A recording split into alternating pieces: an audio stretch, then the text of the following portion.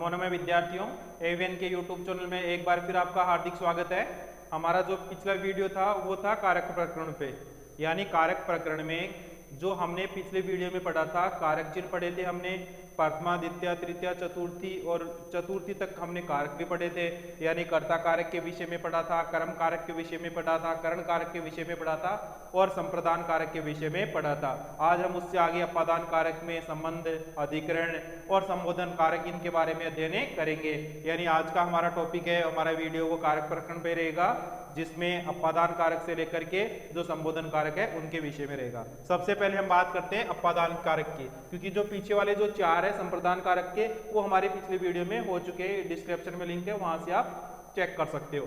आज का हमारा जो पांचवा रहेगा अपादान कारक। पांचवा कारक कौन सा होता है? अपादान कारक।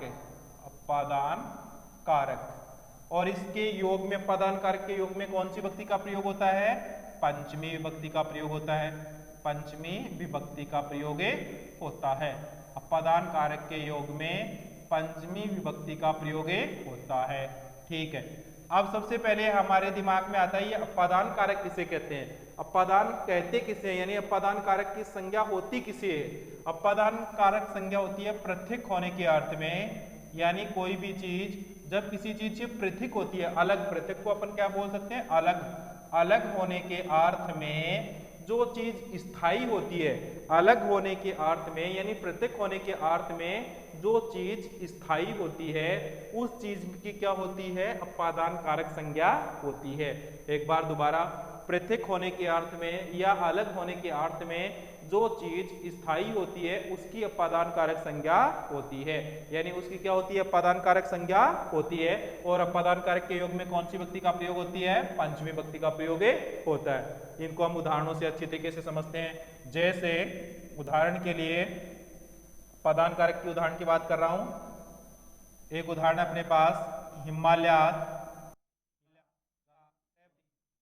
हिमालय से गंगा निकलती है या हिमालय से गंगा बहती है।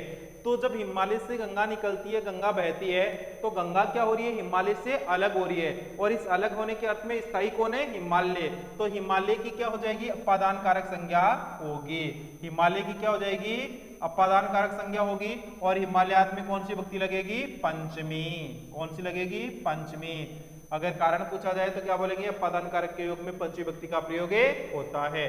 ठीक है, अपना एक दूसरा उदाहरण है। एक उदाहरण हो चुका है अपना हिमालयात गंगा प्रभवती। दूसरा उदाहरण है वृक्षात पत्रम पतति। वृक्षात पत्रम पतति, पेड़ से पत्ते गिरते हैं। वृक्षात पत्रम पतति, पेड़ से पत्ता गिरता है। ठीक है, अब पेड़ से जब पत्ता गिरता है तो पत्ता तो क्या हो जाता है? अलग हो जाता है। और पेड़ क्या होता है? स्थायी होता है। तो अपादान कारक संज्ञा किसकी होगी? पेड़ की होगी, पत्ते की होगी? पेड़ की होगी। ओके, तो ये जो पेड़ है इसकी अपादान कारक संज्ञा होगी। और अपादान संज्ञा होने के कारण इसमें कौन सी विभक्ति का प्रयोग होगा? पंचमी विभक्ति का प्रयोग किया जाएगा। अगर एग्जाम में पूछा जाता है वृक्षात पत्रम पतति, अंडरलाइन वृक्षात को क्या है, पूछा जाए कौन सी विभक्ति है, कारण बताओ, तो हम बताएंगे पंचमी विभक्ति है। कारण बताएंगे अपादान कारक के योग में पंचमी विभक्ति का प्रयोग होता है। और अपादान कारक किसे कहते हैं? पृथक या अलग होने के अर्थ में जो चीज स्थायी होती है उसकी अपादान कारक संज्ञा होती है। तो ये अपना अपादान कारक क्लियर हो गया। अब अगला कारक, अपना अपादान कारक क्लियर हो गया। अब अगला कारक अपना है छठवां हो जाएगा। अपना छठवां कारक कौन सा होता है? संबंध कारक। कौन सा होता है? संबंध कारक। संबंध कारक को कारक नहीं माना जाता, पता ना? संबंध कारक को कारक नहीं माना जाता है, इस विभक्ति में गिना जाता है। विभक्ति कौन सी लगती है इसमें? षष्ठी। कौन सी विभक्ति का प्रयोग होता है? षष्ठी विभक्ति का। यानी संबंध कारक के अंदर कौन सी विभक्ति लगती है? षष्ठी विभक्ति। संबंध कारक किसे कहते हैं? जैसे नाम से ही पता चल रहा है, इसमें क्या होता है? संबंध बताया जाता है। इसमें क्या बताया जाता है? संबंधों को बताया जाता है। जैसे उसका, उसकी या उसके, यानी का के की चिन्ह, रारे री चिन्ह, इस टाइप के इसमें आते हैं। यानी हिंदी वाक्यों में का के की रारे री इस टाइप के चिन्ह होते हैं, तो वहां पे संस्कृत में क्या होगा? संबंध कारक होगा, षष्ठी विभक्ति उसमें लगेगी। चलो हम उदाहरणों के माध्यम से समझते हैं। जैसे उदाहरण है अपना, रमेश संस्कृत से पुस्तकम पढ़ती। रमेश संस्कृत की पुस्तकें पढ़ता है। संस्कृतस्य को अंडरलाइन किया गया है। रमेश है संस्कृतस्य पुस्तकम पढ़ती, रमेश संस्कृत की पुस्तक पढ़ता है। रमेश किसकी पुस्तक पढ़ता है? संस्कृत की। ठीक है, ये इस संस्कृत का इस पढ़ती से संबंध नहीं है, इसका इससे के साथ संबंध है, इसलिए ये कारक नहीं है। इस पढ़ती के साथ इसका सीधा संबंध नहीं होता है, इसका सीधा संबंध किसके साथ है? पुस्तक। पुस्तक किसकी है? संस्कृत की है। ठीक है, तो ये इसके बीच में क्या हो रहा है? संबंध बता रहे हैं। ओके, तो संबंध बताने, जहां पे संबंध बताया जाता है वहां संबंध कारक होता है, और संबंध कारक में षष्ठी विभक्ति का प्रयोग किया जाता है। तो संस्कृत में कौन सी विभक्ति लगी है? षष्ठी विभक्ति लगी है। अगर पूछा जाए संस्कृत से शब्द में कौन सी विभक्ति है? षष्ठी विभक्ति है। कारण क्या है? संबंध कारक के योग में षष्ठी विभक्ति का प्रयोग होता है। ठीक है, एक दूसरा उदाहरण है अपना, प्रताप से सेना पर्वतीय युद्धेषु कुशला आसीत। पर्वत की सेना, ये जो प्रताप की जो सेना है वो पर्वतीय युद्ध में कुशल थी। प्रताप की सेना पर्वतीय युद्ध में क्या थी? कुशल थी। ठीक है, इसमें अंडरलाइन किया गया है प्रतापस्य को। प्रतापस्य को क्या किया गया? इसमें अंडरलाइन किया गया है। ओके, चलो देखते हैं। प्रताप की सेना, सेना का रिलेशन है प्रताप के साथ। ठीक है, यानी सेना का संबंध किसके साथ है?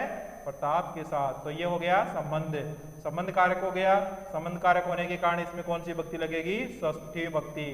तो प्रतापस्य में कौन सी विभक्ति है? षष्ठी विभक्ति। अब प्रतापस्य का इस आसीत के साथ संबंध नहीं है, सिर्फ इस सेना के साथ संबंध है, इसलिए ये सिर्फ कारक में नहीं, सिर्फ इसकी विभक्ति में गिनती की जाती है। प्रतापस्य में कौन सी विभक्ति है? षष्ठी विभक्ति है। कारण क्या है? संबंध कारक के योग में षष्ठी विभक्ति का प्रयोग होता है। ठीक है, अपना संबंध कारक क्लियर हो चुका है। अब अपना अगला कारक अधिकरण कारक। अधिकरण कारक कौन सा है अपना? अधिकरण कारक। और अधिकरण कारक में कौन सी विभक्ति का प्रयोग होता है? सप्तमी विभक्ति का। कौन सी लगती है? सप्तमी विभक्ति। अधिकरण कारक के योग में सप्तमी विभक्ति का प्रयोग होता है। ठीक है, यहाँ पे क्वेश्चन होता है कि ये अधिकरण कारक किसे कहते हैं? अधिकरण कहते किसे हैं? अधिकरण का मतलब होता है आधार। किसको बोलते हैं? ये आधार को, यानी क्रिया की सिद्धि में जो आधार होता है उसकी अधिकरण कारक संज्ञा होती है, और उसमें सप्तमी विभक्ति का प्रयोग किया जाता है। यानी जो आधार होता है, क्रिया की सिद्धि का जो आधार है, जैसे अभी मैं लिख रहा हूँ, मेरा लिखने का आधार ब्लैक बोर्ड है, मैं ब्लैक बोर्ड पे लिख रहा हूँ, व्हाइट बोर्ड पे लिख रहा हूँ, इस टाइप से। मैं मेज पे बैठा हूँ, कुर्सी पे बैठा हूँ, गांव में रहता हूँ, चटाई पे बैठता हूँ, इस टाइप से। यानी मेरे क्रिया की सिद्धि के जो आधार होते हैं उनकी अधिकरण संज्ञा होती है, और अधिकरण कारक के योग में सप्तमी विभक्ति का प्रयोग किया जाता है। ठीक है, तो अधिकरण का अपना मतलब हो गया आधार। जो आधार होता है क्रिया की सिद्धि का, उसकी अधिकरण कारक संज्ञा होती है। जैसे हम उदाहरणों के माध्यम से समझते हैं। उदाहरण अपना, नृपे सिंहासने तिष्ठति। राजा सिंहासन पर विराजमान होता है, सिंहासन पर विराजमान होता है। जैसे इसके अगर मैं चिन्ह की बात करूं तो मैं पर इसके चिन्ह होते हैं, तो सिंहासन पर विराजमान होता है, तो उसका जो बैठना, तिष्ठति, जो ये बैठना क्रिया है, विराजमान होना क्रिया है, ये किस पे बैठ रहा है? वो सिंहासन पे, ये इसका आधार है। ओके, सिंहासन इसका आधार है। सिंहासन में कौन सी विभक्ति हो गई? सप्तमी विभक्ति है। कारक पूछा जाए तो कौन सा है? अधिकरण कारक है। कौन सा कारक है? अधिकरण कारक है। अंडरलाइन करके ये पूछा जाए कि रेखांकित वाक्य में विभक्ति और कारण बताओ रेखांकित शब्द में, तो आप बताओगे सप्तमी विभक्ति है, अधिकरण कारक के योग में सप्तमी विभक्ति का प्रयोग किया जाता है। एक और उदाहरण है, वयम ग्रामे निवसा में, हम गांव में रहते हैं, गांव में रहते हैं, गांव में रहते हैं। रहने का आधार क्या है? गांव। रहने का आधार क्या है इनका? गांव। तो ये इस अधिकरण हो गया, और अधिकरण के कारण इसमें कौन सी विभक्ति का प्रयोग होगा? सप्तमी विभक्ति का प्रयोग होगा। पूछा जाए कि विभक्ति और कारण बताओ, तो बताओगे सप्तमी विभक्ति है, अधिकरण कारक के योग में सप्तमी विभक्ति का प्रयोग किया जाता है। तो अपना ये अधिकरण कारक भी क्लियर होता है। एक जो अंतिम बच्चा अंतिम है उसमें प्रथमा विभक्ति का प्रयोग होता है, मैं वो भी बता देता हूँ। अपना एक होता है संबोधन कारक, संबोधन कह सकते हो, संबोधन। ठीक है, संबोधन का मतलब होता है पुकारना। संबोधन का मतलब क्या होता है? किसी को बुलाना या पुकारना। और संबोधन में विभक्ति कौन सी लगती है? प्रथमा। कौन सी विभक्ति लगती है? प्रथमा, जो हमने पहले ही पढ़ ली है। ठीक है, जैसे अगर ये बालक है, अगर बालक को संबोधित किया जाएगा तो इसके आगे क्या लगेगा? संबोधक वाचक चिन्ह जरूर लगेगा। ठीक है, इसकी यही पहचान होती है। यानी जब पुकारा या बुलाया जाता है तो आगे संबोधक वाचक चिन्ह लगा दिया जाता है। और संबोधन में विभक्ति का अगर पूछा जाए तो संबोधन में कौन सी विभक्ति लगती है? प्रथमा विभक्ति का प्रयोग किया जाता है। यानी इसमें 7 जो विभक्ति होती है तो प्रथमा विभक्ति में ही संबोधन की गिनती की जाती है। सिर्फ इसके आगे संबोधक वाचक चिन्ह लगा दिया जाता है। सिर्फ इतना सा ध्यान रखना है। कि इसमें आगे क्या होता है, संबोधक वाचक चिन्ह लगा दिया जाता है। विभक्ति इसमें भी प्रथमा विभक्ति का ही प्रयोग किया जाता है। संबोधन का मतलब होता है पुकारना या बुलाना।